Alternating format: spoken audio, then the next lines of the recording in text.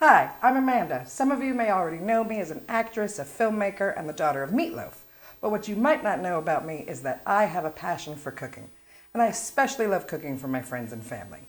See, I grew up traveling the world on tour with my dad, and some of my earliest childhood family meal memories come from those that we had backstage with Dad's band and crew. And some of my earliest culinary experiences come from learning to cook those comfort foods from chefs all around the world. So I'm here to share some of those recipes and those tour stories with all of you. Good.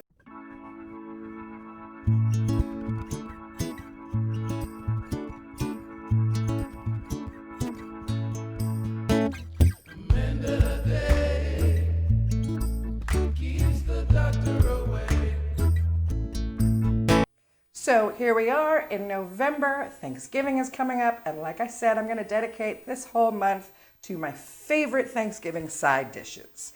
And to me, Thanksgiving just isn't Thanksgiving without cranberry sauce or cranberry jelly. So I don't know about you, but I grew up with ocean spray cranberry jelly out of the can. It was Dad's favorite. It's one of my favorites. But as I grew up, and I'm not really into eating out of canned food so much, I have learned how to make a cranberry jelly from scratch in home. And my favorite part, it is 100% vegan and kosher, no gelatin. So let's get started. So first things first, I want to show you our basic ingredients because these can change depending on your tastes.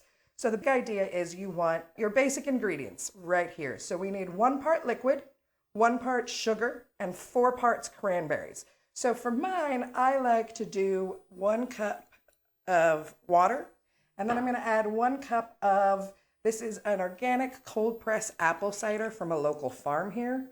So good. If you're not into apple cider, you want more of a citrusy taste, you can totally use orange juice or whatever, or you can just use water if you don't want to add any other flavor other than just pure cranberries. So I'm going to add that to my pot along with 1 cup of just regular white granulated sugar, and we're just going to stir this in. I don't want it to bring it to a full boil. I just want the sugar I want everything to warm up, and I want the sugar to fully dissolve before we add the cranberries. Super yummy. And like I said, I've done this with orange juice too. It's really nice, adds a little bit of a citrus flavor, but to me, for this purpose, I felt like just really getting the pronounced cranberries. The apple juice adds a little bit of natural sweetness and apple cider, and a little bit of tartness that I really like while still allowing the cranberries to be the star of my cranberry jelly. So I'm going to go ahead and get this dissolved, and we'll be right back. All right, so now that all of my sugar is dissolved and it's nice and clear again, we didn't bring it to a boil, just warmed it up so the sugar could dissolve. Because we're not trying to make caramel, we are trying to make cranberry jelly. All right, so now I'm just going to drop all of these cranberries in here, and I'm going to turn the heat up, and we are going to bring it to a boil, and then once it's to a boil, bring it back down, and then just let it simmer. It's going to take about 10 to 20 minutes, or until all of the cranberries have burst open, and you will definitely be able to tell and see. So while that is doing its thing, we're going to talk about my super magical, awesome ingredient. So this is agar powder, or agar powder.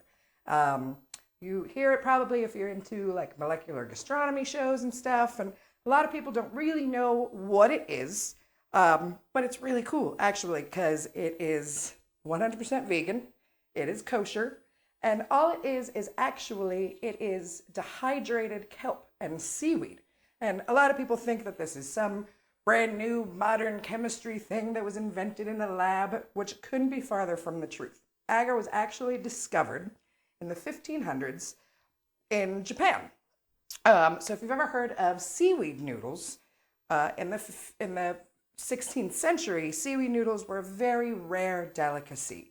They took 4 to 5 days to make, to boil, to strain, and all the process that I don't know about. And so this particular chef that was known for his seaweed noodles was hosting a number of dignitaries that were coming just for his seaweed noodles. So he spent 4 days making them and prepared them a lovely dish. Well, not all of them arrived for dinner. So he had all these leftover seaweed noodles.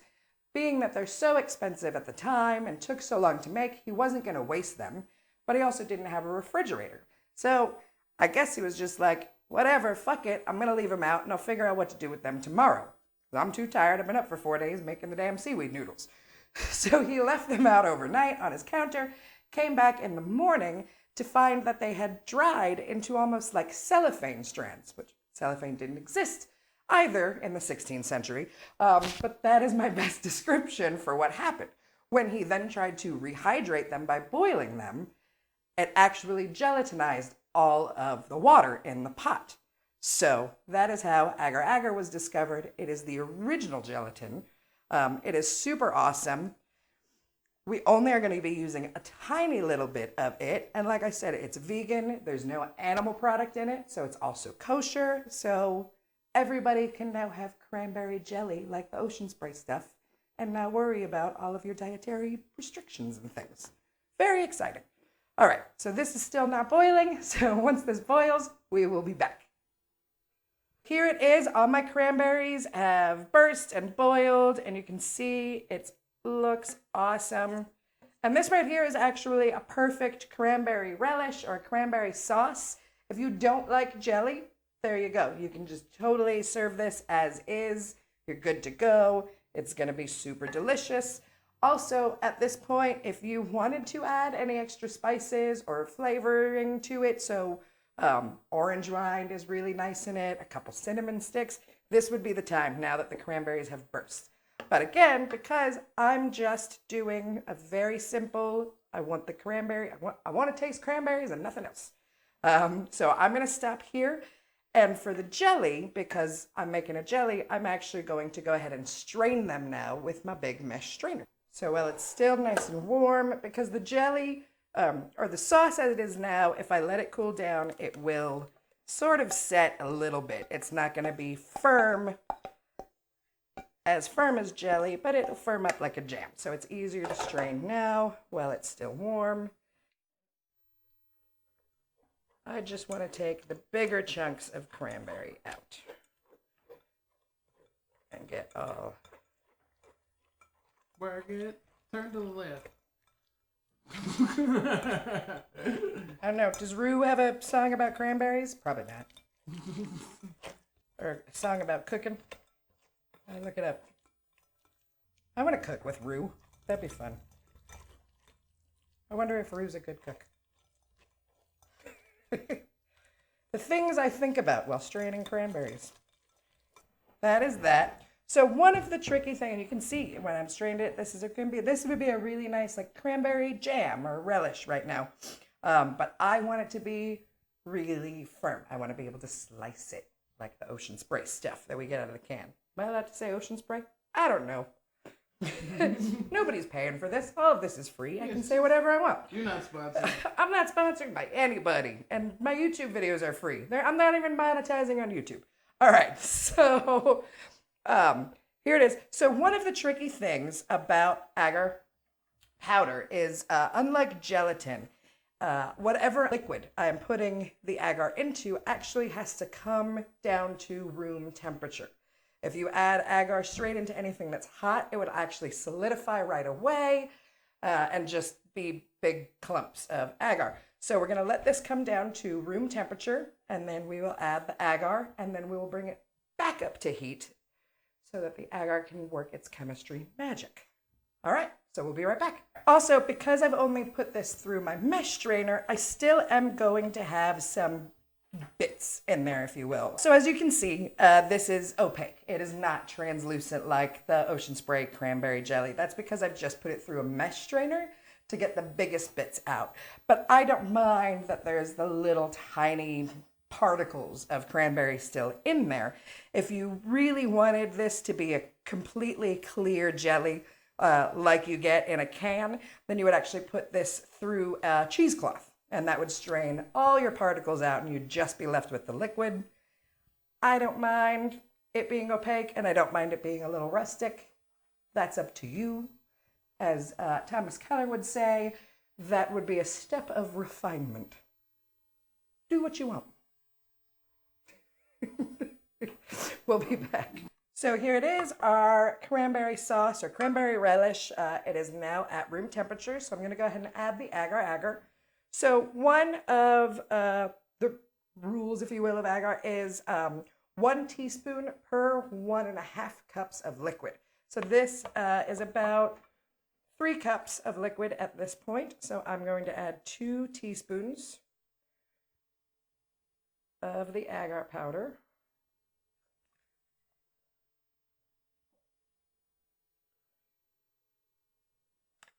And agar is interesting because it gelatinizes. It does not gelatinize quite the same way that, say, Jello does.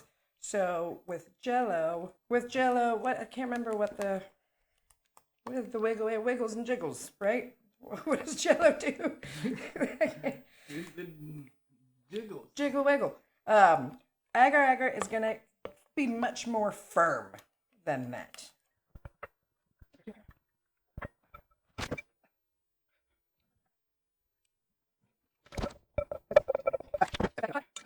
All right, so now I've got it back in my pot. I'm going to bring it back up to not quite a boil, but it'll start to bubble because as you can see, it's already starting to thicken up.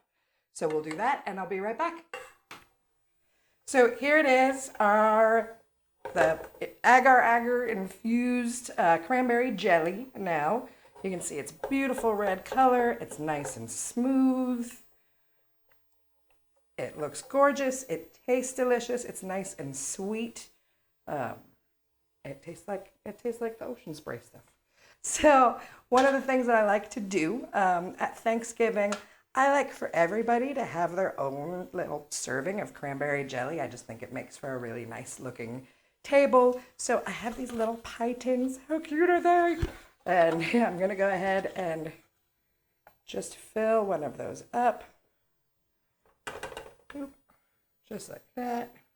Wiggle it. Oh, well, I'm saying wiggle it. So unlike Jello or gelatin, which we all know as the wiggles and the jiggles, agar, when added to something to gelatinize it, is not going to have that same texture. It's actually going to be a little bit firmer, which I actually really like. I like to slice my cranberry jelly.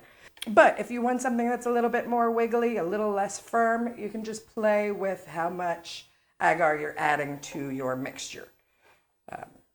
Like I said before, 1 teaspoon per 1.5 cups is traditional, but play around, see what you find. Find the right texture for you. But if you've ever seen like Japanese raindrop cakes and those kinds of lovely Japanese jellies, those are all made from agar traditionally for many centuries now. So there they are. One of the other really cool things about agar is that it actually sets at room temperature. So if you want to make these ahead, you're afraid about having space in your refrigerator, don't. You can make these the night before Thanksgiving on Wednesday. Real quick, you can see that took me all of what, maybe 20 minutes, half an hour, and then just leave them out on your counter, on your dining room table, and they will set overnight. I like them chilled, so what I usually do is let them set overnight and then go ahead and put them in my refrigerator about 30 minutes before serving, and then that way they're nice and chilled when they...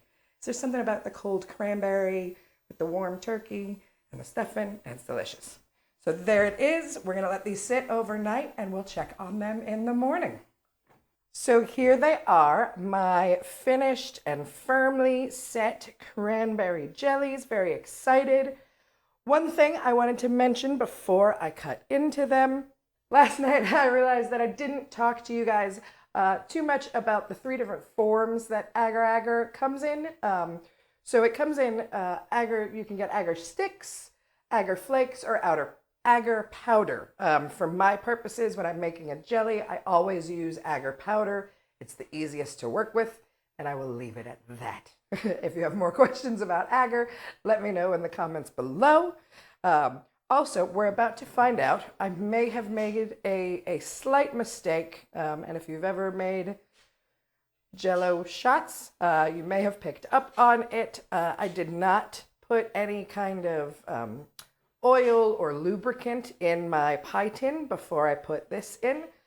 So I'm not sure if it's going to come out. We're going to find out, but either way, it's going to be delicious. So let's see what happens. Yay! I learned something new today. So agar does not need that same lubricant that Jell-O needs. So like I said yesterday, it's much more firm than Jell-O. It's not going to have that wiggle.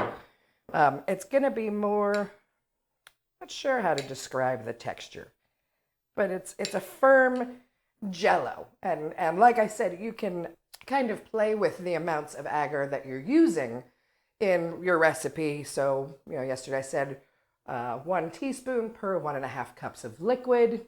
Maybe try half a teaspoon, see how that works for you. But I'm going to give this a taste.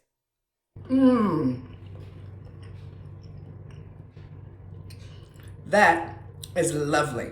So I've got the sweetness, obviously, from the sugar, a little bit from that apple juice, but I'm still getting that really tart, delicious cranberry flavor. And because we've used fresh cranberries, there's just something, it's fresh, right? It's not canned, but it's very close to that flavor that we're all used to. And I'm just gonna slice into this so I can show you what this looks like when you slice it.